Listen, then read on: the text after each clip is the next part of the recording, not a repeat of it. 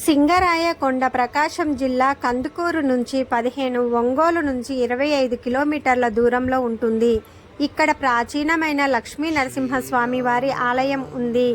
ఈ ఆలయం 16వ శతాబ్దం నాటిది. ఇక్కడ గుట్టపైన ఒక దేవాలయం ఉంటుంది. ఇందులో వరాహ లక్ష్మీ నరసింహస్వామి వారు కొలువై ఉంటారు. ఈయన శాంతమూర్తి. ఈ స్వామివారిని శ్రీరాముడు త్రేతాయుగంలో ప్రతిష్ఠించారని చరిత్ర చెబుతుంది.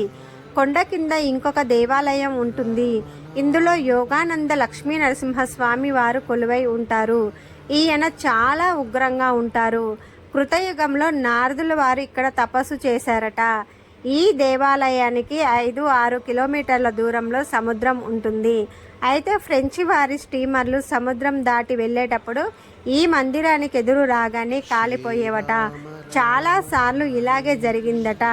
అయితే ఒకసారి ఫ్రెంచి వారి స్టీమర్లు కాలిపోయిన దారి నుంచి దేనివల్ల స్టీమర్లు కాలిపోతున్నాయో కనుక్కోవడానికి వెళ్ళి స్వామి వారి దృష్టి పడే కాలిపోయాయి అని కనుగొన్నారట. అప్పుడు స్వామి వారి వాకిల్ని కొంచెం ప్రక్కకు జరపటం జరిగింది. అందుకే స్వామి వారి గుమ్మానికి ఎదురుగా ఉండరు, కొంచెం ప్రక్కకు జరిగి ఉంటారు. స్వామి వారికి అపరాధ రుసుము కూడా ఇప్పటికీ ప్రభుత్వం చెల్లిస్తుంది. ఈ క్షేత్రాన్ని తప్పక దర్శించాలి. ఈ స్వామి వారి దర్శనం అనుకోకుండా జరుగుతుందట. నరసింహస్వామి అవతారమే ప్రత్యేకం. దశావతారాల్లో ప్రత్యేకమైన అవతారం నరసింహస్వామి అవతారం. సింగరాయకొండలో సింహాద్రిలో ఉన్న వరాహ లక్ష్మీ నరసింహస్వామి రూపమే కనపడుతుందట. ఓం నమో నారాయణాయ.